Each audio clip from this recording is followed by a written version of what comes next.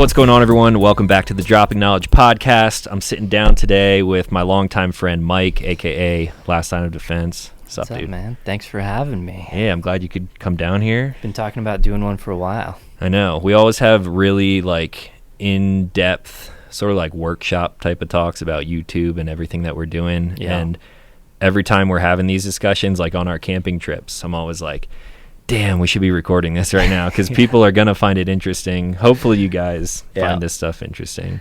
Yeah.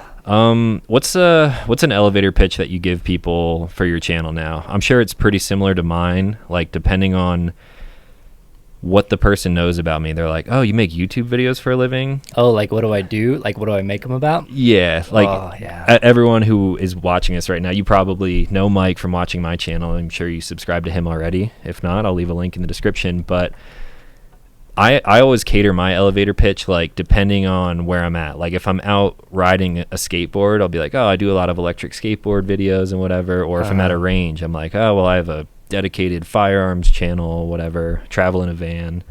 So probably how do you say it? Yeah, if I were to say one word, it'd probably be preparedness. But okay. Usually I'll say outdoor adventure and preparedness kind of stuff because similarly, we do a lot of outdoor adventure stuff, but a lot of my stuff is still focused around just being prepared, whether that's not necessarily for the end of the world, but sometimes, but more so just being prepared for whatever life throws at you, kind of whatever you're doing. Seems like we're getting pretty close to the end of the world. Could be, man. Could be. Yeah, so then everything you do, I mean, that makes sense because everything you do from camping, overland rigs, right now I'm staring at Mike's 250 Tremor that I drove out here. Yeah, Thing it's a looks nice good, view of dude. it. It's a nice view. It looks really good. You guys are giving that away? Yeah, so that's a project I'm working on with Diamondback Covers, and it's F250. Kind of, they wanted to they were like, hey, build what your dream truck would be, and we'll kind of help fund it, and then we'll give it away and raffle it off and raise a bunch of money for charity. So we picked a charity. It's A21. And so all the money that we make from that is going to go to support A21, which is a charity that's helping to fight human and sex trafficking. Okay. So pretty cool organization that's kind of close to my heart.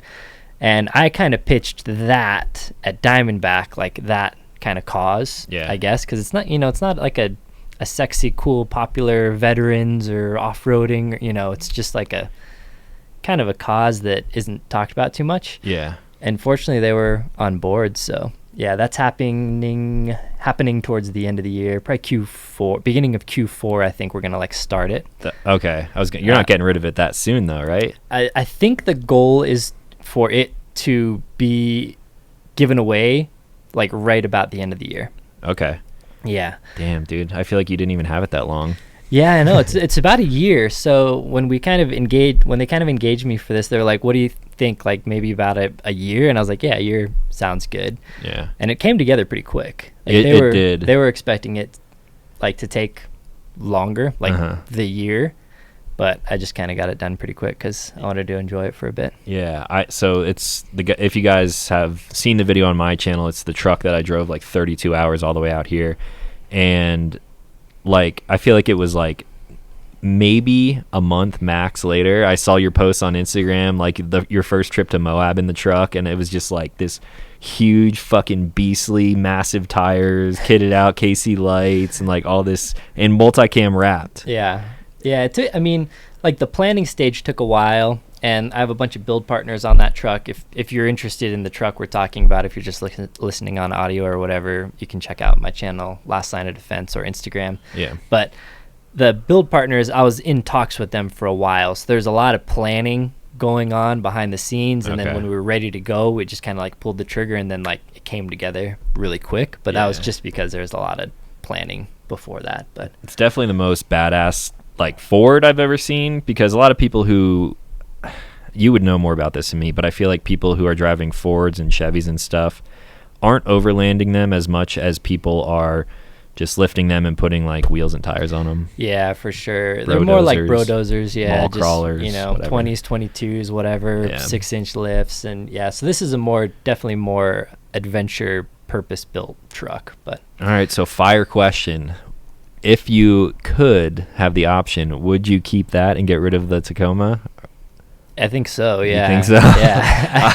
I really like that truck. The main thing is it's a huge truck. It is very big. So the Tacoma can get to some places that are a little tighter that truck can't get you. True. But far prefer driving that truck. It's just nice. It's like driving a Cloud. Yeah. And I mean, I don't think I've driven in it since you've done the wheels and tires and everything to yeah. it. It drives even nicer. Like, yeah, I bet. It drives nicer. You haven't even lifted it or anything. That's just the stock tremor suspension, right? Stock tremor suspension, yeah. Mostly to fit the big tires, you cut out the fenders a bunch. So that's why those fender flares are on there. But yeah, just the stock suspension. I may lift it a tad bit, but I mean, I love that truck. Yeah, it's a good-looking truck. Yeah. And if you guys aren't watching this on YouTube, you should be, because this is where I'm popping in photos and videos and stuff of everything that we're talking about. It just makes the connection better.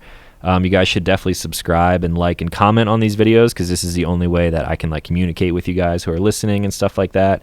And if you are listening on Apple or whatever, leave us some ratings. That way I can continue doing this. And yeah. So... And then, on YouTube, if you want to leave some comments, I'll try and kind of monitor the video for a few days at least after it posts. And you can use it as a Q&A for Mike as well. Yeah. I should have done that. I should have posted on Instagram and been like, yo, I could right now. Be like, ask this guy questions. Yeah, we got so much to talk about, though.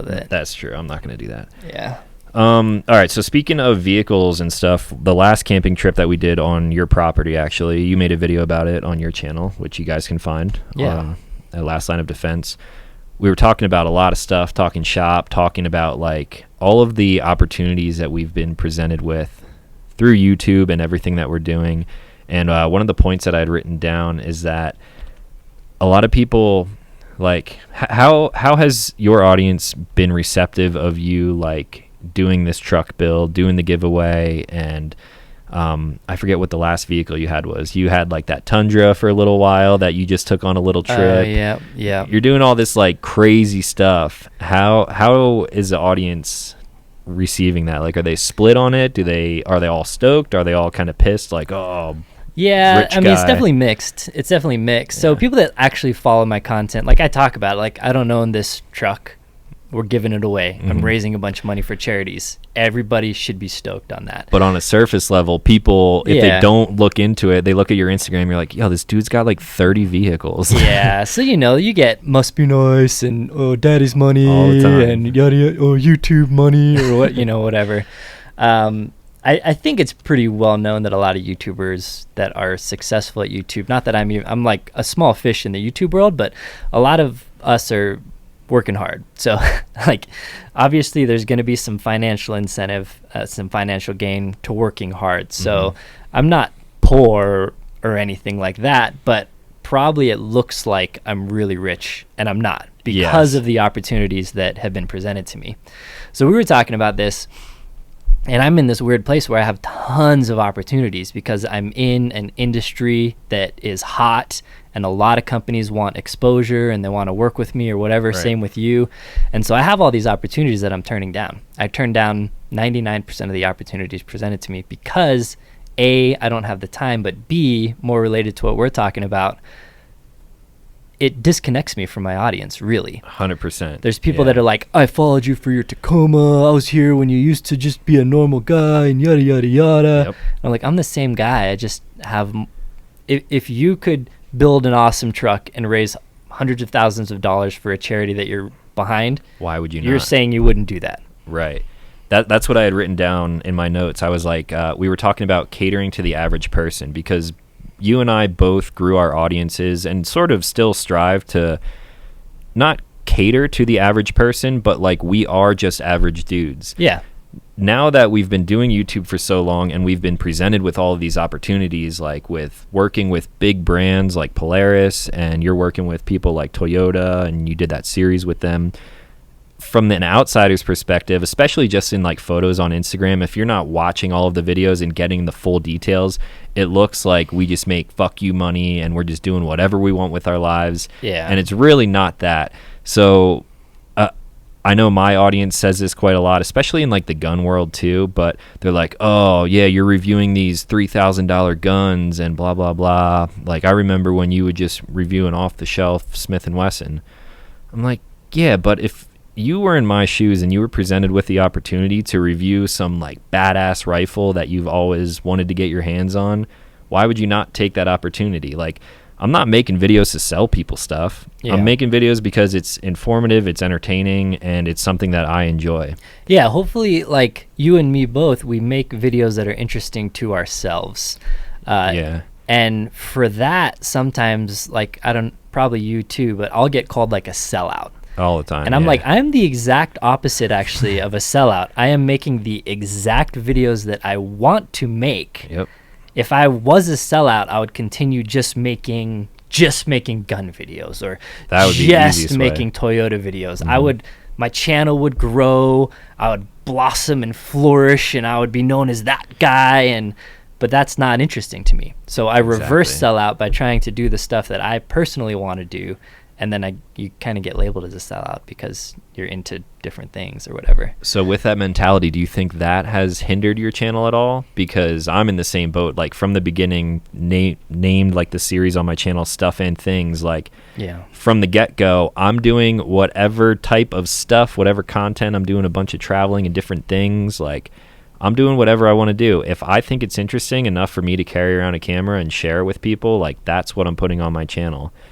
We could see exponential growth if we niche down and you only did Toyota videos or you only did camping and overlanding videos. Yeah. But it's just not fun. Like that's how you get burnt out really fast, I feel like. I think so. Yeah. And it's definitely hindered my channel or stunted the growth or whatever, because I'll make, and my channel and your channel, probably my channel more than yours, has kind of evolved and taken on different interests. You've always kind of been into a bunch of stuff. Yeah. Earlier on in my channel, I was definitely more guns. Like that was what I was really into at the time. Yep. Still into guns, but like the People think you're not anymore. Yeah, people are like, oh, you sell out. I'm still into Biden guns. supporter. Yeah, no, it's just the fun factor of like modding new guns and making videos of that gets old after a little while.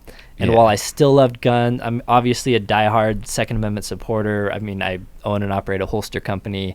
It's just those videos weren't as fun for me to make every week. Yeah, It like once you immerse yourself so deeply in something, like you and I are the same in this a lot. Like you sort of peak. Like firearms specifically, like I've done it for so long, and I'm still doing it. Some people think that I like abandoned the Second Amendment and I like don't do this shit anymore.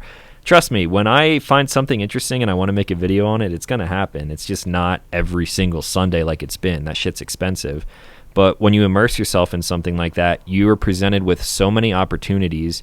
And once I've gained connections with like really cool people in the industry, like everything that I find interesting, I just kind of peaked. I'm like, okay, well, like I have access to all of the firearms that I've ever wanted. I'm building these really cool rifles that I'm like interested in.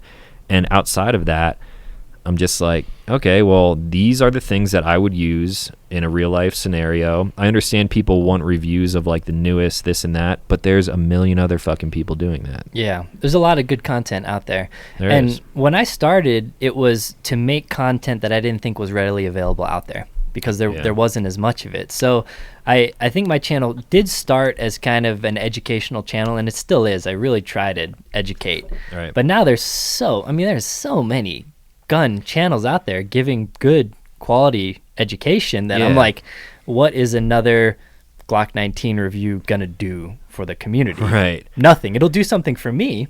I'll Yeah. gain more following and people will but it won't benefit Yeah. a whole lot. So like I think that would be like selling out, like catering to that shit because you know it's going to grow your audience and this and that. Like subscriber Yeah. numbers are great when you're starting out, but after a while it's just like I don't care. Like if I could have 1 million subscribers right now, cool. That would be super dope. It would Yeah. make me look more presentable to companies and stuff that I want to work with. But yeah, I feel like that is a worse version of selling out rather than, I guess, I don't even know what the opposite would be. I don't know, but I mean, it is what it is. We both have friends that are like pure gun channels that really don't they don't enjoy it. It's work for them. Yeah, It's just for sure. It's has turned into a 9 to 5. They dread it, but they got to do it because it's how they make their living now.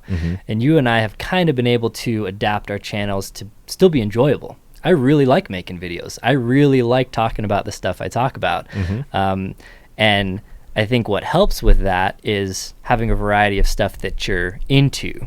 The tricky part is kind of trying to keep it all somewhat connected in a way, which can't always be done. I'm outside of that, keeping it connected, because one day, like, I just filmed a Vertex bag video, which is on brand for me, but then the next day, like, I'll review this electric bike sitting over here, and it's like all over the spectrum. Like, a bag video, anything like tactical related, I know it's going to get way more views, because that's just how, like, when my channel was growing really fast, a lot of people were coming here for that, but that's not going to stop me from doing what I want. So yeah, so you got to kind of find a balance.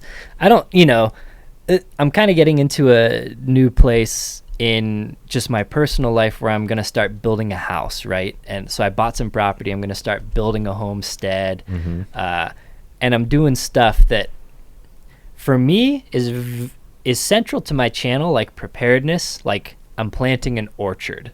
Yeah. But am I going to make videos about orchard stuff? You might.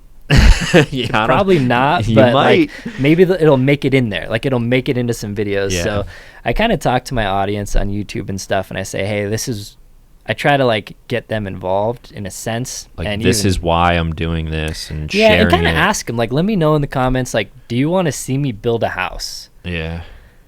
And the thing that kind of sucks is the people that follow me for me, and same with you. Like, you have people that follow you for you. And you have some people that follow you for knives. Yeah, that's a thing. The people who follow us, like people who follow you for you, is the best fucking audience ever. Yeah. And those people are great. constantly returning to the videos. I see them on knife videos and travel videos and bike videos, and they're like, dude, that was super cool. Thanks for sharing. And those are the best. And you have the interesting thing about it is when we're so diverse, you'll have some van lifer that follows you. Yeah. And they're like, I had no idea about guns or knives or whatever. So you introduce this completely different audience to stuff that you're interested in. And we're actually kind of like spokespeople for the Second Amendment that are reaching people that, I mean, I know you're friends with like Hickok 45 and all these guys. We're reaching an audience that these people could never dream to reach. So it's like the gun community thinks we're selling out because we're not preaching to the choir, but we're preaching to a whole different choir. That is something that I've talked about a lot in the past. Maybe not like on video or never in this form, but there's a lot of times where people are like, oh, you're selling out, you don't support the Second Amendment, you're not using your platform enough with all of these Second Amendment related issues going on. And then I take a deep breath, I take a step back. In my head though, I'm like, listen, motherfucker, I've gotten so many new gun owners. I've gotten so many new people interested in firearms who had no interest in them before because of the style of content that I was making. Like, when I first started Sunday Gun Day, the reason I did that is because I saw a gap in the firearm content space. This was, 4 years ago now, where it's a lot of tabletop down reviews. Someone opens a gun out of a box, they might throw shooting footage in here, there, whatever. Or it was Hickok 45 videos, great videos, super long, they just stand there and shoot, and I've watched a million of them. I took my style of video, which is music and fast editing, fast cuts and stuff like that, condensed a 30-minute video down to 10 to 15 minutes, and that's why I think I saw growth, because younger people want faster content to consume. And then that's why it grew. So people who say, like, yeah, you don't do anything for the Second Amendment. What? Because I didn't share a fucking petition link that you're not even going to fucking click on anyway? Like, it's a struggle. It's a double-edged sword. Like, we've definitely done a lot. And I always have to remind myself that. Like, I obviously a huge Second Amendment supporter, and I always will be. But let's talk about the house more, since you brought that up. Oh, the house. Yeah. Building the house. You had some delays. Shit's coming together, not coming together. Yeah, it's interesting. For anyone that's kind of follows the space at all, or even just like lumber or metal prices, knows that 2021 was like the craziest year ever. And by craziest, I mean worst. So I've been shopping for land for a while. I live in Colorado, kind of in the mountains, foothills of Colorado, and I've been living there for like 5 years. Been shopping for property for a long time. found some great property, and I bought it. And I wanted to build a house, and I wanted to build it on a timeline. I was like, I want to get done so I can get in before winter, sell my house. Really hard to build here in the wintertime. Yeah, kind of hard. But anyway, so I landed on, and I'll get like a tiny little bit nerdy, but try not to get too deep, I guess. Go for it, dude. Whatever. We got all the time in the world. But I basically have been thinking about a house and orientation to the sun and how it fits on the land, and like that is super important, and a lot of people don't understand that, living in a place with a lot of snow, but sunlight too. You got to have a south facing driveway, south facing, close, and windows facing to the south. So there's a bunch of stuff. I nerded out on building science and passive house and all this stuff, but there's some concepts. Basically, you want to build a house with a bunch of windows facing south in a cold climate. The sun is lower, goes through the windows, helps passively heat the house. It's nice, it's bright, it's whatever. So anyways, I've been shopping for property that kind of met these requirements, and I found it. And I was like, all right, now I'm going to start designing my house. So I found a program online, started designing it, basically designed my house, found a builder, and I wanted to go with a modular builder, which won't get too deep, but it's basically that's like bringing in sections of the house and then fabricating them together. So you build kind of some of it on site. They build some of it kind of in a climate controlled factory, and so while you're doing the on site stuff, they're building the stuff in the factory. They come and they drop the house and basically connect it. Gotcha. And it's fast, and it's a really well built house. So I researched a lot of it, and I was like, that's what I'm going to do. So I gave my plan to this builder, and they said, okay, well, these are kind of the restraints of modular that we have to work around. And I was like, okay. So I kind of reworked my design to fit that and submitted it, dropped money on them that I will never get back now. And so shitty. They were like, okay, this is like kind of the expected date. And I was like, okay, sounds good. And I just kind of trusted them. Like I'm a pretty trusting guy, I guess, for this. I'm like, you know what you're doing? And that would have been like fall timelines, like after this summer September, passes. October was supposed to be done. Anyway, they hit me with a bunch of delays, delayed it till like next April or May or something. I was like, that's a pretty major delay. So I was like, all right, I'm not going to do that, because the whole reason I wanted to build modular primarily was so it's fast. Yeah. And it's not fast. So I was like, I'm just going to build it. I have a little bit of construction background. I have a general contractor friend. So I was like, I'm just going to build this house. With your hands? Yeah, with by my yourself. hands. Yeah, with a hammer, Lots of YouTube videos. Yeah, because I've built houses. And I was like, I'm just going to build it. I'm going to hire some subcontractors to do stuff. And I'm not going to build the whole thing myself. That's a lot of work. So I was like, oh, yeah, I'm just going to build it myself. So I hit up this builder and was like, okay, so where are we at on permits and stuff? Because I want to hit the ground running now, because I'm going to build it all. Yeah. And they're like, oh, we haven't submitted anything. And I was like, I don't know. Make a long story short, I got royally screwed over, and basically I'm starting from scratch 6 months later and like $20,000 poorer.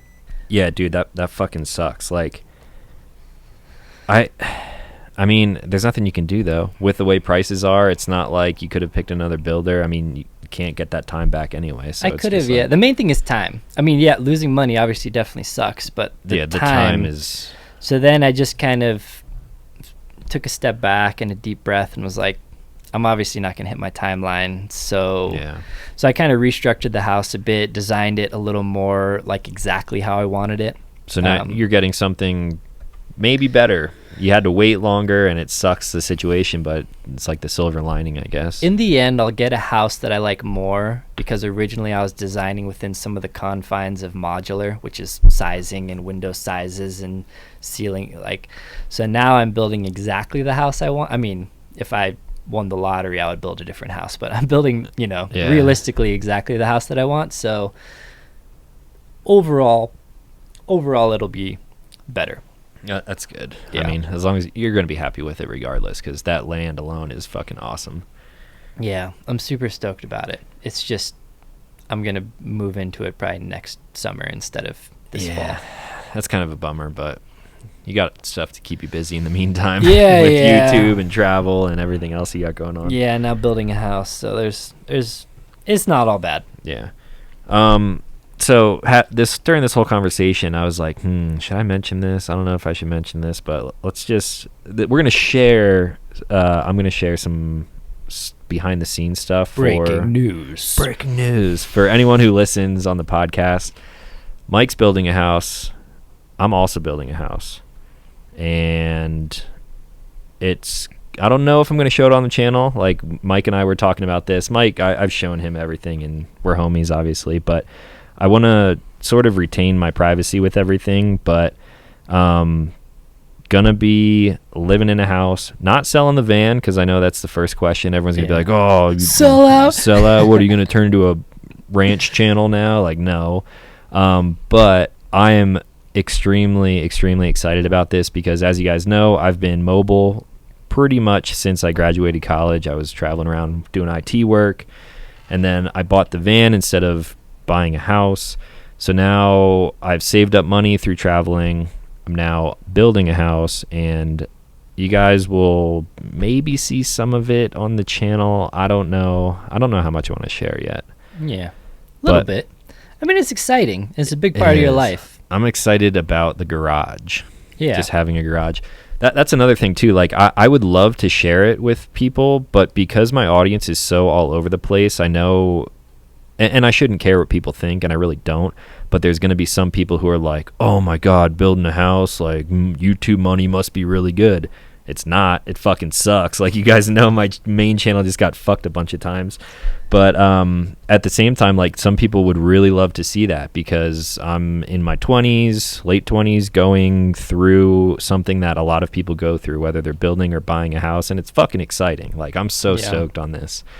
And timing-wise, you got in a little before it went crazy. So you kind of locked in a price before it went crazy, luckily. Same thing with the van. Like, I got the van a year before COVID happened. Everyone's at home traveling. Price of my van went up like, $50,000-$60,000. Yeah. And I got in a little bit late on the house, but not too late. Like, I'm so happy I got in at the time that I did, because if not, money doesn't go very far in the housing market right now, so I'd be living in a fucking cracker box. Yeah. But yeah, it's going to be a super cool house. I might share photos and stuff with you guys. Yeah, you should share some, I think. I was saying, like, there's some people that are going to hate on you and whatever, but people that follow us know that, like, we don't have daddy's money, and we didn't, like, win the lottery, or we didn't, like, we just worked hard over time and accumulated some money, and now we can buy a house. You and I are super similar in a million different ways, but you were working in IT doing web development stuff, and then you would go home, say you worked 9 to 5. I worked 9 to 5 most of the time.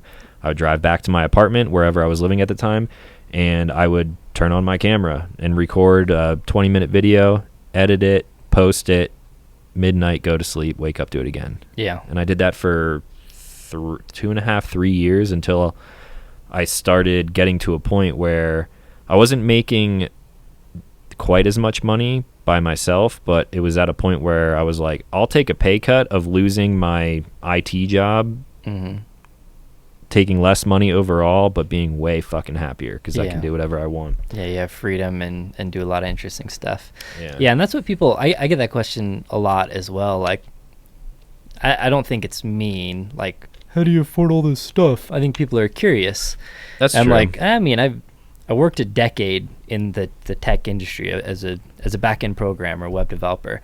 And during that time, full-time employment, I also started a YouTube channel.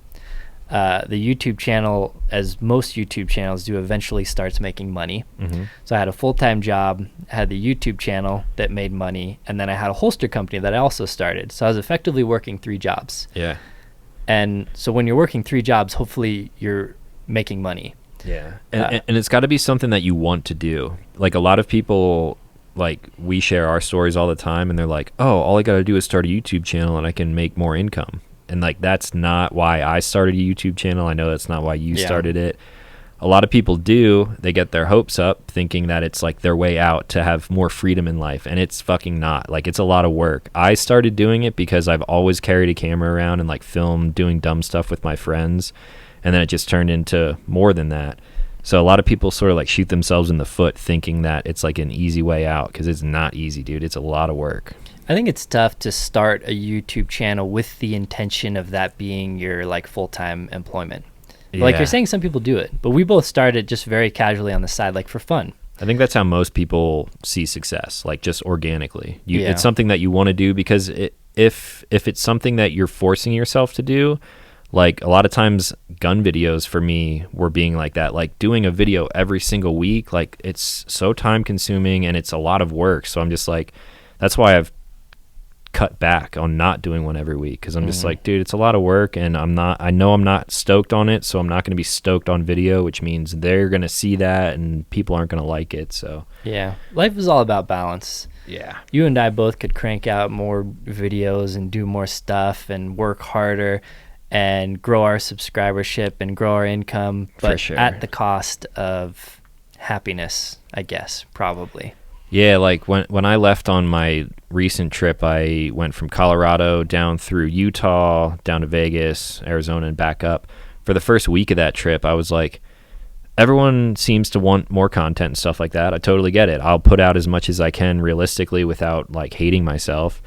And I did weekly videos from, it was just 1 week. And then at the end of that week, I was like, man, these videos are just like, a lot of people are skipping them because there's so many videos to watch. Like I just posted 7 in a row and people have lives, so they're not going to watch every single 15-20 minute video every day. Yeah.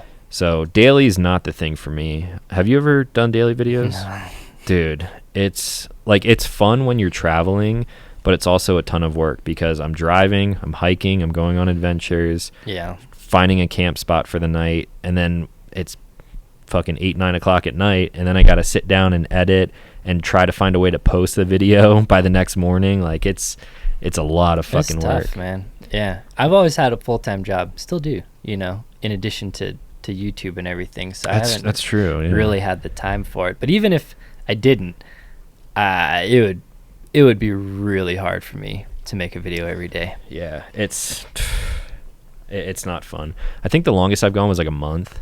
Yeah. It was like the vlog every day till Christmas thing that a lot of people do through the month of December, and it was just like, I'm never running out of ideas. Like I always have video Yeah. ideas in my mind, but to execute on them, like you got to be in the right state of mind. You got to have your shit in order to make it actually happen. Yeah, and that's how I am sometimes. It sounds weird, but like I'll be like, I should really make a video, but I'm just not in the mindset. I'm just Yeah. like, I don't really feel like it'll be very visible on camera that I just want to take a nap instead. It's or good. whatever. I think it's really good that we recognize that, because there are people who pride themselves on daily videos. Yeah. And I've watched a few people where you can see that, like, they didn't Yeah. really want to make this video, whether it was good or maybe a little bit lacking. If it was lacking, that's probably why. Yeah. So Yeah, and there's different approaches, I guess. Some people that are super diligent and just like, oh, I'm gonna make it every day, and that's blah, blah, blah. I'm more of a enjoy my life kind of guy. So this is completely change of subject, but the next thing I had on my notes, I don't even remember what we were actually talking about, but we're talking about overlanding, and I think we were talking about Black Bear Pass, which is that out by is that down in Durango or? It's like Telluride, Telluride area. Yeah. And it's super dangerous, right? I mean, there's sections that are. Yeah, I've done it. It's in your Tacoma. Yeah, in the Tacoma. Yeah. It's not a crazy technical trail, but there are high consequences for messing up. You die. That's what I had written down. I said Yeah. trails that you could die on. Yeah. Because I think you were talking about the one section. I remember seeing it on video, actually.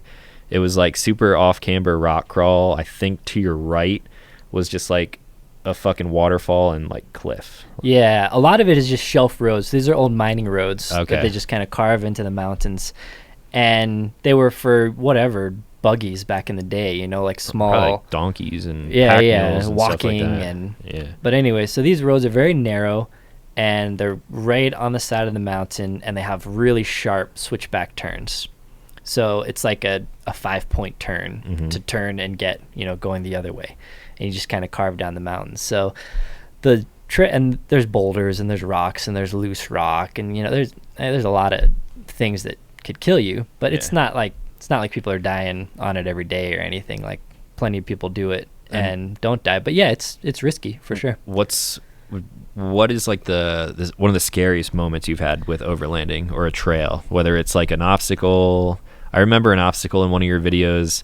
The intro of the video, I think you were coming down something, and your truck looked like it was about to flip over, and then you cut it to black really quick. Yeah. Do you remember what that was? Yeah, and that was like a relatively tame trail, honestly. I try not to give too many trail names out because then they just get crowded. Yeah, good idea. Yeah, you don't need to give out a trail name, but yeah, I've had times. I haven't had anything too crazy happen to me. I try not to push it beyond the limits of myself or my vehicle, and I have a pretty good grasp of those limits, so that keeps me from not getting in trouble too much.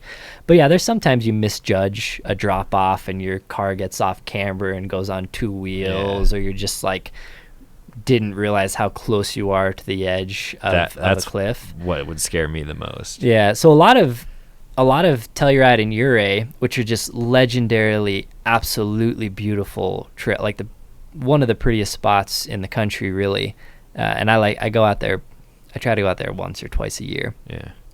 I don't love those trails though, because a lot of them are just on the edge of the cliff. A little scary out there. And it's like, you know that, well, if I don't screw up, I won't die. Nothing will happen. But you got to be But then you focused. just think about stuff like, what if my brakes go out, or like something gets jacked up with my steering, or something happens to me and I just throttle slip sticks and you go or shooting off a cliff. something. And I like, it's like just around, like when I was younger, I had much more adrenaline fueled hobbies and desire. I wanted to go fast, motorcycle, whatever.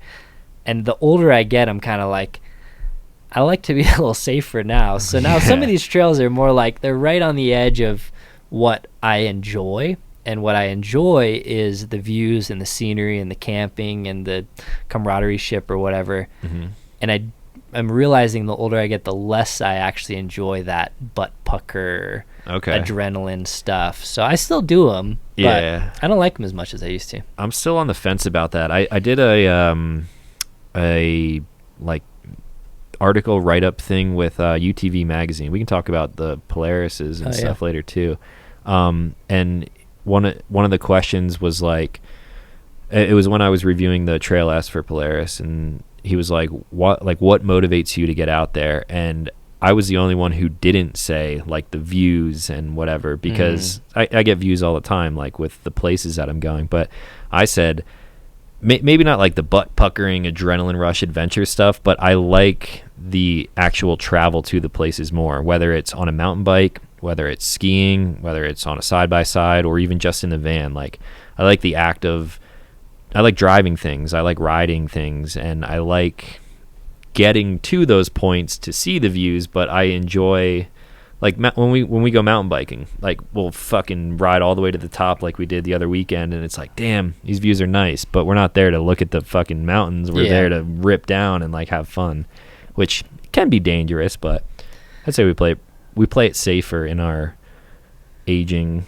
I don't want to say old age, but as we're getting older, we're playing it a little safer. Mountain biking's probably like the mountain biking, the stuff I do is probably the highest actual chance of a serious injury. Yeah. Honestly, like if anything I do, it's probably mountain biking that I'll probably get hurt on. But yeah, I mean, I enjoy driving as well. And it's just kind of the difference between going out to Moab. There's not a whole lot of trails in Moab. There's some, but not as many trails in Moab that if you screw up, you die. Yeah. It's like you flop your vehicle, you have a bad day, break it stuff. Sucks, right? But you maybe some glass will cut you. Yeah. But out like Telluride or Ouray, it's like you're dead. You're literally dead. Like you screw up, you're dead. Converging the two subjects, you think we could take the side-by-sides out there? Oh, yes. And probably feel a little more comfortable. I mean, the Turbo S that I have now is as wide as a truck. It's wide as a vehicle. Yeah. You have the General 4-seater. Yeah. And that's a little, what is it, 56 or 64? 64, okay. Yeah. So side-by-sides are super popular out there. Okay. And the smaller your vehicle, the more room you have, obviously, on the trails. It's not quite as tight, and there's good visibility out the sides and everything. They're pretty popular out there. I've never taken side-by-sides out there, so it's something we should probably do. Yeah. And don't get me wrong, like I've never been out in Telluride and be like, I'm about to die, I'm so scared. Like it's been fine. It's just like the riskiest I place. know that if I did screw up, something bad could happen. Yeah. But I mean, our lives are so crazy between like everything that we're both doing, but we always talk about like we've been talking about doing a Moab trip for the longest time, whether it was in the vans. You got the we didn't even talk about your van. I had a van. Mike's got a van. Must be nice. Yeah. Yeah, it must be nice. But doing a van trip to Moab, go mountain biking, the side-by-sides, we have to do that at some point, like hopefully this summer before it starts snowing in Colorado again. Yeah, we have time now, though, is the thing, because Moab is really probably better in the fall. Moab, so hot right now. Yeah, like September. If we're mountain biking, I would say like mid-September would be the sweet spot. I really want to ride the whole enchilada again. But yeah, anytime in fall. And then Colorado, I guess we'd have to get it in before September. Colorado, well, if you want to go do Telluride, we got to get it in, before probably September. Yes, and I mean it's going to be snowing out there, so yeah, because it's high elevation ski town, really. So yeah, all those passes close down once they get too much snow. And once my house is done being built, then I'll have way more time. Like once I'm actually settled in, then I'm still going to be traveling. Don't worry, people who like travel videos. I'm going to be doing that, keeping the van, going to be using that a bunch too. But you just have a home base now. Yeah, and dude, that's the thing. I haven't felt like I've had a home base since like high school. After high school, went to college for a few years, and I was moving apartments and stuff like that. I would always come back to visit family. And then right from college, I moved to Virginia, moved all over the country. Mm-hmm. So, and that was not quite 10 years ago, but man, feeling old now. Yeah, I'm older though. So you brought up motorcycles. You think about getting another motorcycle? I don't know. I go through motorcycle phases. Mostly it was crotch rockets, like college and stuff. Yeah. And then I built it's dangerous. a couple cafe racers after college. And I don't know, every once in a while I get the urge to get another one. Yeah. But it's not too strong right now. But it was like 6 months ago. Yeah. I wanted to get for a while I wanted to get an old Buell and turn it into like a fighter. Okay. Yeah. The fighter style. Yep. Buell broke off from Harley and he made the EBR, Eric Buell Racing. Have you seen those? Buddy of mine has one. So they're like Street Fighter Buells, so it sounds like a Buell. I think it's like an 1100. Yeah. Buell made a couple 900s and 1100s that were pretty sweet, that people do some really cool stuff and kind of turn into, like, you've seen that Magpul bike? The one with the like the funky just front crazy, end. That might have been based on a Buell. But anyway, they like similar. It was a custom shop, I think in Southern California, because I was looking into these before, and they only made like 70 of them or something. Mm-hmm. So they took those bikes, made them into this like new bike, but it's based off of the Buell. Yeah, I forget what the fuck that's called. I just kind of want one. It's kind of, I almost want one just to look at and just like ride very occasionally, but like just functional art. Yeah, dude. Basically. That's a lot of my thing too, like with firearms and like bikes and stuff in general. Like I appreciate the engineering. The reason I even got into firearms was because it's fun, it's recreational and everything. And then you have the self-defense aspect, which came after my love for just like the engineering behind it. Like, how does that work? Like, and everything is different. Every motorcycle is different. Every bike is different. But yeah, dude, functional art. This thing, that's like, I have my ZX10. It's a 2020 tuned up, like 190 horsepower to the rear wheel. It's in Pennsylvania. That's crazy, man. It's stupid. Like it was a dream bike of mine for a while, and I got it. This is like 2 years ago now, and it's like too fast. Like I can't enjoy it and feel safe at the same time. Yeah, I mean 190 horse. That's insane. It's like insane, dude. It's and I used to be into that stuff. Like you said, like as a kid. I mean, I was riding.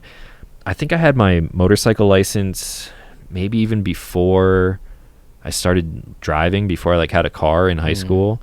And yeah, it's just I was riding sport bikes for my whole life, so that's one of the things that I wanted.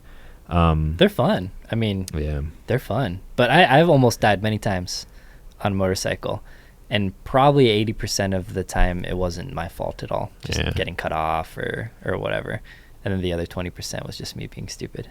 I like motorcycles for just like the commute too, which depending on where you live, like if you're living around Denver, it would be drivers are kind of iffy around here. A lot of traffic, but yeah, traffic sucks. I put a down payment on a Honda Grom, which I had in the past, Yeah. did build videos on in the past. I should be taking delivery of it this month. Like maybe by the time this comes out, I'll have it. I'm not sure. But yeah, those look fun. they're relatively inexpensive in the grand scheme of motorcycles. It'll do like 55. I had my old one up to like 70 going down a hill. Really? And they're just fun little bikes. So I think I'll end up commuting on that. Yeah, they're fun. Yeah. Then they're just kind of convenient. It is convenient. Weather's Dude, nice. It's like 100 miles fun. per gallon. Yeah, good MPGs. Yeah. But yeah, we were looking through text anyway on some of those electric bikes that are coming out that are pretty cool, like electric motorcycles. Oh, do you like the Suron? Yeah. I want one so yeah, bad. the Suron's cool. They have one that's for street. What was it? Was it a Zero or? Well, Zero is one of the biggest electric motorcycle manufacturers. They haven't been adopted super well though. What was that? Wow, there's a new one coming out. I don't think it's out yet, but you and me and maybe Cafe Danny Racer, Troy. like big circle headlight in the front. Yeah, but not like a Super 73, like an actual. No, yeah, motorcycle, Yeah, and it yeah. has like a really sleek frame. It's like Yeah. all like unibody. Yeah, almost kind of Tron-y or something, but whatever it was so sick, and I was very close to putting in a pre-order on it. Yeah, I don't know if they're actually being produced yet. Like, I are don't- those renders or are those actual pictures? I think there was like a prototype, Okay, but yeah, that I would mean, be sweet. I like motorcycles. I don't know if I got a lot going on, so it's kind of one of those things where maybe once my life settles down a little bit. Yeah. I made a mistake one time when I first started dating Ashley. She was like looking. I don't know how it came We're about. both dating Ashleys. We Ashleys. talk about that all the time. Like whenever we're making plans, I'm like, "Well, is your Ashley gonna be there?" He's like, Yeah. "Is yours gonna be there?" But I forget how it came up. Maybe she saw a picture of me on a motorcycle or whatever. And she's like, "Why don't you have a motorcycle?" And I was like, I don't know. It's one of those things where, and this was really dumb for me to say. Like, I completely regret saying it. Oh yeah, I remember this. but it was like, I was like, it's like one of those things where if I was just like single, I'd probably have one because I don't really care. Less to live for. Yeah, less to live for, just die. And that has like stuck in her mind so strong that anytime I bring up getting a motorcycle, she's like, "Oh, what, you feeling like you don't have anything to live for?" or something. I mean, she's let me do whatever I I want. just but chopped liver, dude. Yeah. yeah, it's kind of like, probably shouldn't have said that. Luckily, my Ashley loves riding on the back of my Ninja. Yeah. Which and we've only ever ridden around like rural Pennsylvania, so we're not riding in cities or anything. But she's a good passenger, which some people, like when I was younger, I would take friends for rides and stuff like that, and you can be a bad Oh yeah, passenger if they on a lean motorcycle. wrong and stuff, it really throws you off. Yeah, and I mean, I'm still holding on to my Ninja. Like, I'm not thinking about selling it just because it's one of those bikes that I've always wanted. I have it set up exactly how I want it. I really wish I would have done build videos with it because people, I'm sure, would like to see that. I'm going to be doing Grom build videos, so you guys will see that stuff on the channel.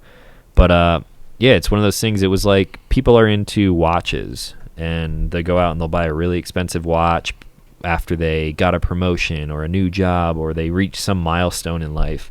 And I bought that Ninja because, like, I forget what the actual occasion was, but I'm like, this is something that I've always wanted. I'm not one to spend money all ridiculously.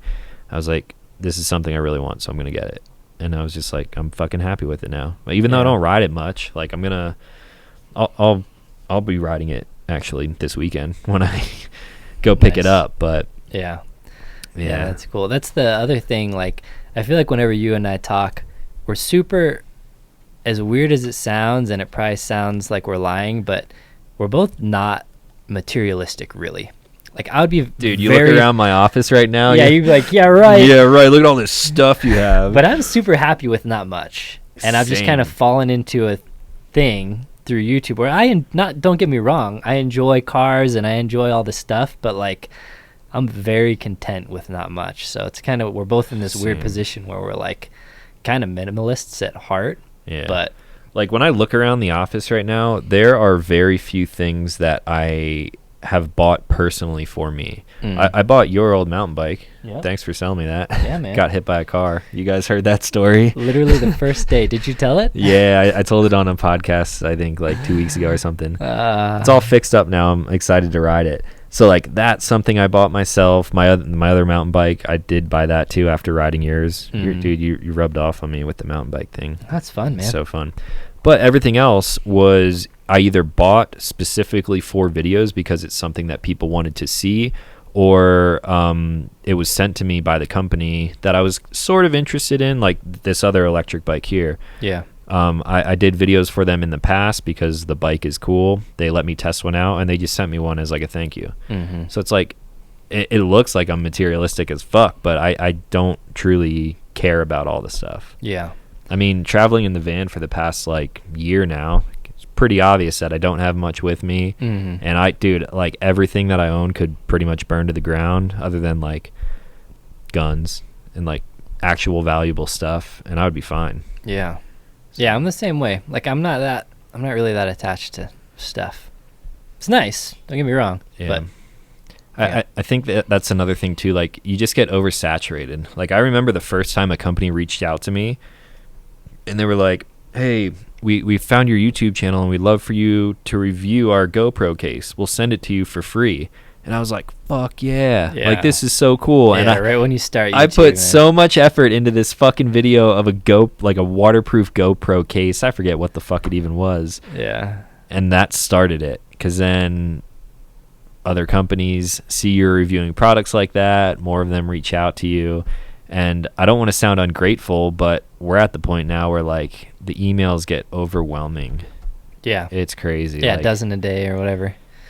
Yeah. companies really have to have like the right grasp on how to approach people like ourselves, I think, because most of the time, like if it's a copy paste email, I can see it immediately in the first line and I don't read the rest of it. Yeah. Half the emails are like, dear YouTuber or whatever. And I'm just like, Or it'll be an email in my inbox. Hello, Mike, last line of defense. Review our solar charger. I'm like, you literally sent this to a friend of mine and now I'm getting it in my inbox and you didn't even change the fucking name. Like, yeah. come on, dude. Yeah, it's funny. But Interesting though. yeah, I mean, we could talk about like the whole YouTube marketing stuff. I don't know what people want to hear us talk about, honestly, but you guys should let us know in the comments down below, because Mike was able to come down to my office and do a podcast today, but this is mobile. I want to do one in Moab, Yeah. or like on our next camping trip. We should. We could have done one up on your property actually, I but mean, we always have some downtime when we're out camping. yeah, I mean, this would be perfect for camping because this is what we're doing anyway. Yeah, I'd love to hear what people actually want, because basically we go camping and we just sit in one of the vans now, right? We Yeah, sit in one of the sit in one vans of the and just vans. like talk for 6 hours just about everything, and it's fun. Talking is fun, but I don't know what everyone's interested in. So yeah, leave a comment down below and let us know, like, oh, I'd love to hear more about the ins and outs of YouTube, or Building houses. yeah, or- vans, living in a van. I don't live in a van, but I know some van stuff. Yeah, could literally be anything. The Yeah. thing is, like, this is just a normal conversation that we always have. Yeah. Like, maybe more like prying with questions and stuff like that because of all the questions that I've written down. But like, Mhm. this is what Mike and I do when we camp for fucking 6 hours a night. Wake up in the morning, do it again, and head out. But Yeah, some of that would be interesting. Just hang out in the van and turn on some mics and talk. But yeah. probably the conversation is a little more natural when we don't have mics and camera on. But Yeah, we always we'll talk say about some cool stuff. We're like, we don't have much filters, but you got to have a certain filter when you're putting stuff on the internet. Yeah. So like, I lose that filter when I meet people in person. Not in a bad way, but like there's new things coming up, like building a house. Mm-hmm. This is the first time that you've ever heard me say or talk about it on the internet, but people that I've met over the past, like, I don't know, a few months now, like since the house started being built, if the person is cool and like I can tell that they're like an actual human who watches my videos and they're not just like a gun nut or whatever, and if Yeah. we're having a real conversation, I'll bring shit up like that all the time. Yeah. Like, yeah, dude, and this and that, or like I'll show them the new products that I'm releasing. Like this was the prototype. Travax? Yeah, the new Travax Talon. So this actually is not the prototype. That's like the finished one. Nice. I've been carrying the prototype though for over 6 months, I think, and I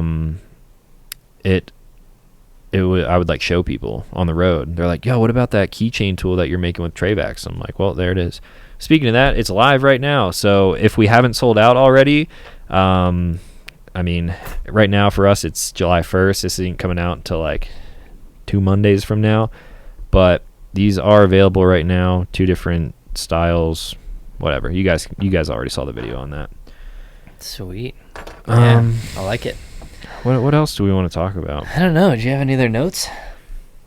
I had a note on something about being verified. I think Oh, yeah. social media status, like being verified on Instagram, would help us out so much Yeah. for a lot of different reasons. It's at the end of the day, it's just a blue fucking check mark, and to Yeah. most people it is. But like I've had people do like fake giveaway accounts with my profile picture, and they're like, sign up at the link in my bio, Yeah. and then they'll go through and follow all of the people who follow me. Yeah, it's weird. It's definitely weird. Yeah, verification.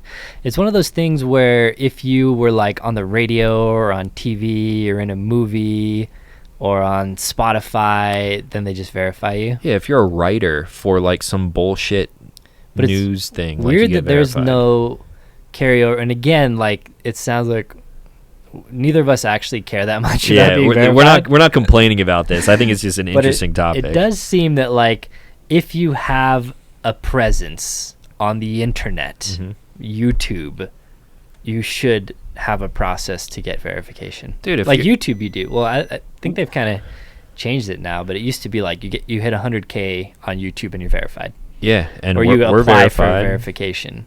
But So I think if we're verified on YouTube, we should be. yeah, apparently the social media platforms aren't friendly with each other. Yeah, Or I guess something. YouTube would not be, but But Instagram, Facebook, and Twitter. I don't even really use Twitter that much. I have it and I post on it occasionally, but it's also one of these things where I think we were talking about it in reference to like working with brands, and it's like I pretty much have the relationship. I have a relationship with great, big, awesome brands. with most brands that you want to have a connection with. Yeah, but it would be easier to reach out to a brand, say, Yeah. I mean, like literally have no desire to work with Coca-Cola, but like reach out to Coca-Cola and be like, and they would be like, oh, this guy's verified. Maybe I'll actually pay attention Yeah, to him that or something. That's why I wrote that in my notes, because we were talking about the connections that we do have. Super thankful for. Like I love all of the companies that I work with, or I wouldn't work with them. Like Yeah. everything is super genuine. People think we're shills because we say that we like something, but like Trust me, most like, companies don't pay me, so like we're at the point now, and this is gonna sound pompous or whatever, but I can use whatever knife I want. Mhm. Like I can use whatever flashlight I want. I can wear whatever pants I want.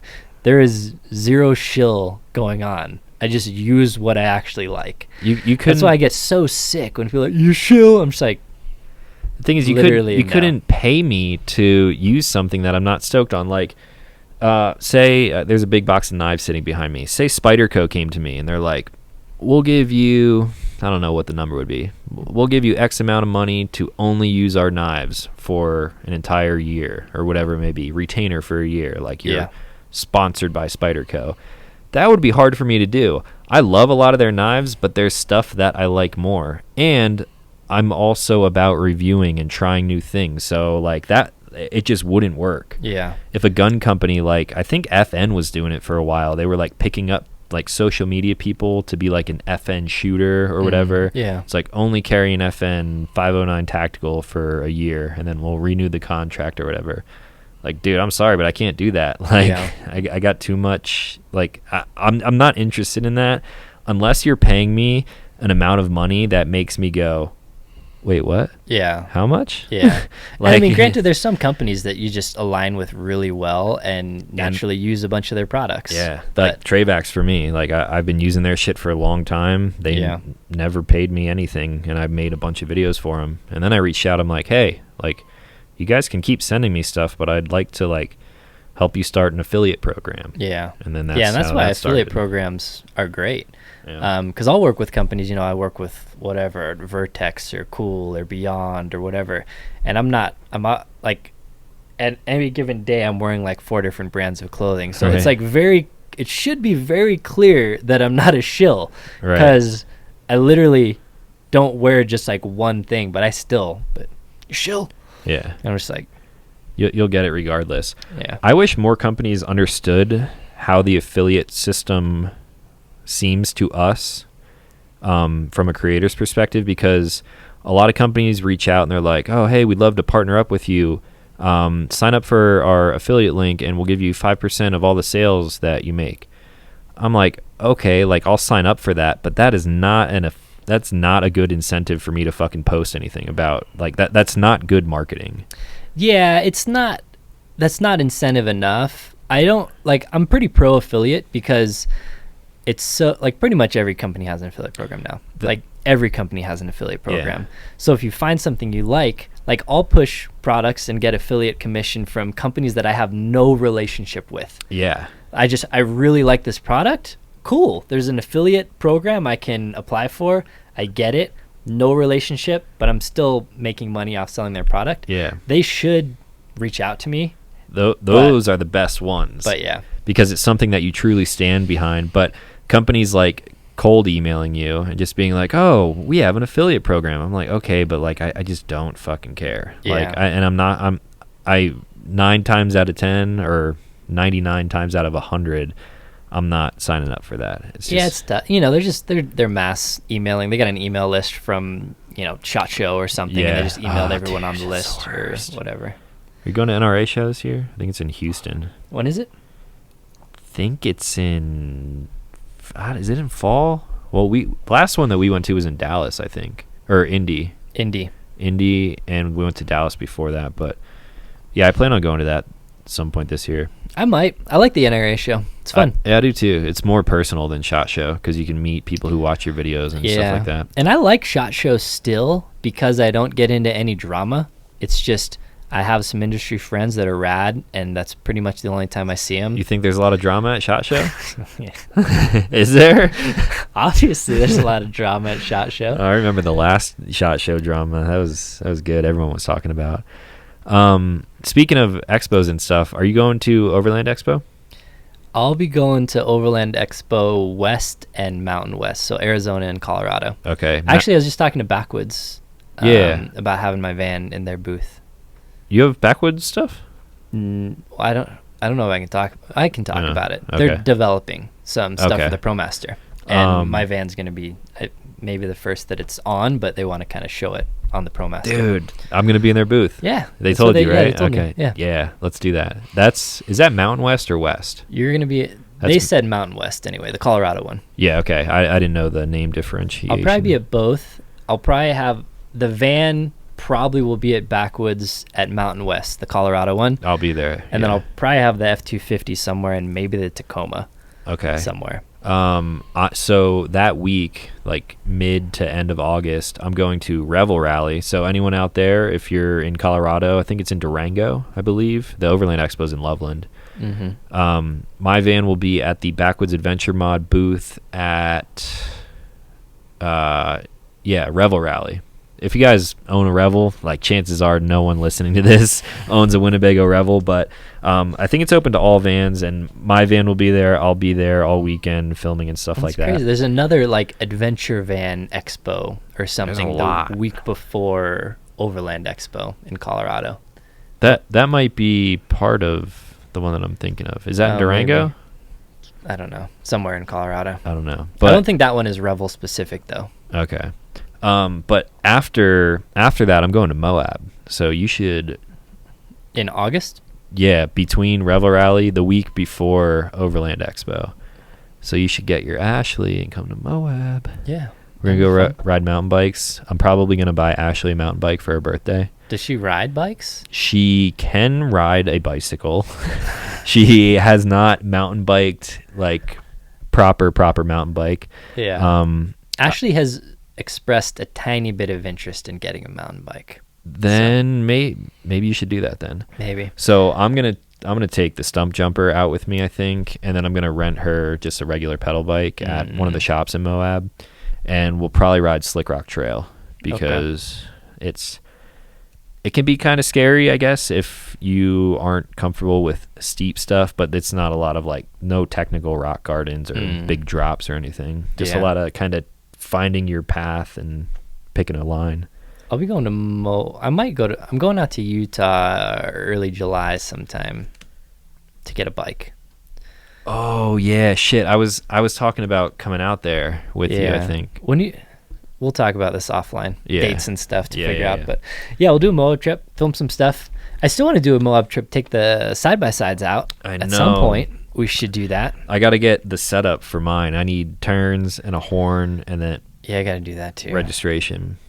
I mean, we could take them out without that stuff, you but just can't, you can't only ride need on the that. road. Yeah, you only need that to ride on the road. But I want to ride on the road. I want to go rip like down cruise the from strip the trails and over to go get dinner. Mexican food or whatever. Yeah, that'd be cool. Yeah, so we got a lot to do, man. Yeah.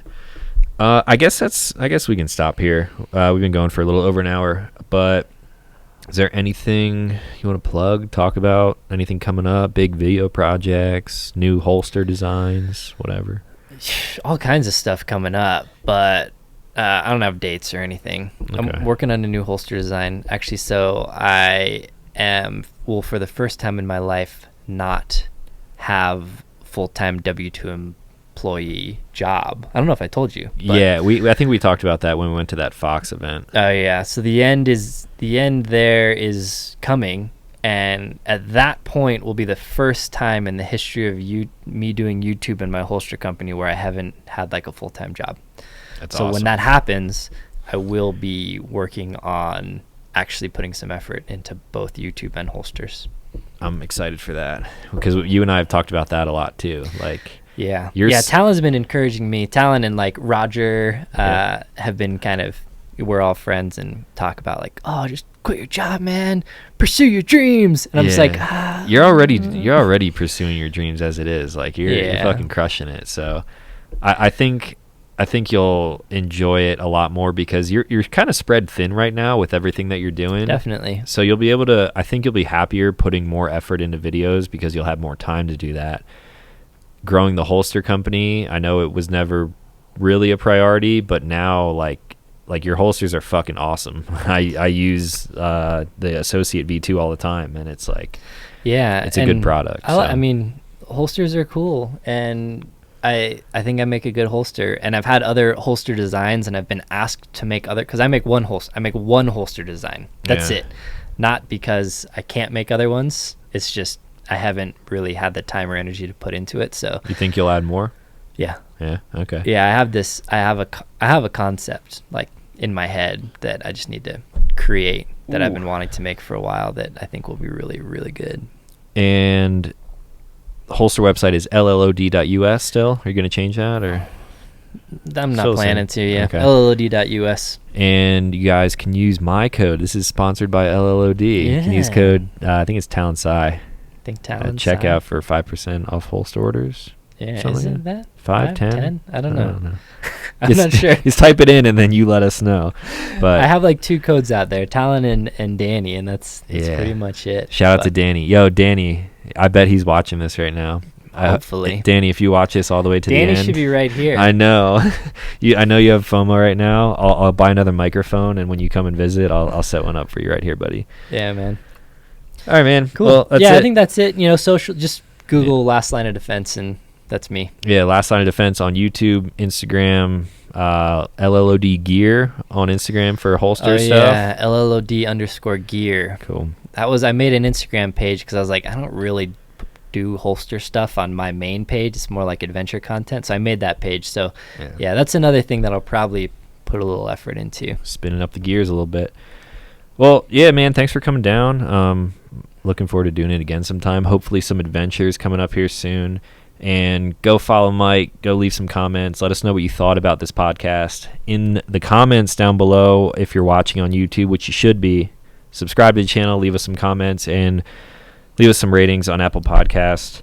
And let Talon know if you want him to talk more about his house. I might. I got to go take a tour once it's done. Yeah, that'll be sooner than people probably think. So Yeah. that's all for today. Thank you guys for listening, and we'll talk to you in the next one.